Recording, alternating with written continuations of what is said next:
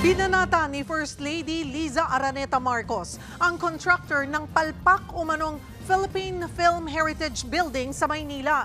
Depensa ng contractor, tapos na raw nila ang Phase 1 ng proyekto. Nasa frontline ng balitang yan, si Gio Robles. Mahiya naman kayo. Yan ang banat ni First Lady Liza Araneta Marcos sa palpak na Philippine Film Heritage Building Project sa Maynila. Kahapon ang deadline ng rehab works ng gusali, pero hindi pa pala ito tapos ng inspeksyonin ng unang ginang. Sa kanyang Instagram post, sabi ng unang ginang, tumatagas na bubong, sira-sirang pader at hindi pa tapos na teatro ang napala sa 200 million pesos na proyekto na para sana sa tahanan ng Philippine cinema. Dagdag pa niya, dapat raw ay binibigyang respeto ang mga alagad ng sining, hindi yung pati gusali ay ninanakawan ng dignidad. Kasama ni First Lady sa inspeksyon ang batikang direktor at chairman ng Film Development Council of the Philippines na si Jose Javier Reyes, pati na ang ilang tauhan ng DPWH.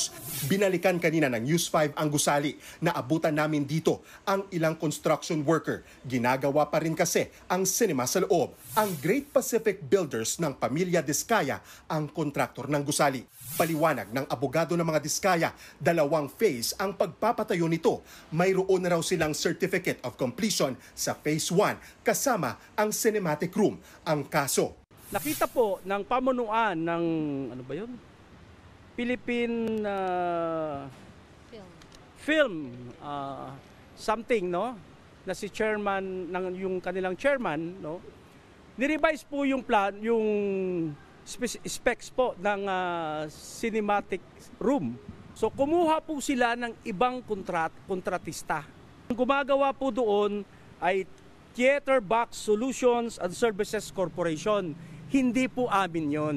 Nakatakda namang magsumite ng assessment ang DPWH South Manila District Engineering Office kay Secretary Vince Dizon, kaugnay ng umano'y substandard na proyekto.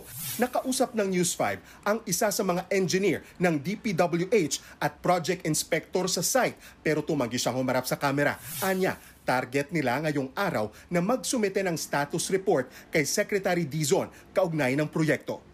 Nagbabalita mula sa frontline, Gio Robles, News 5. Mga kapatid, Cheryl Cosing po. Maging maalam at may pakialam sa mga napapanahong issue at headlines. Mag-follow at mag-subscribe na sa social media pages ng News 5.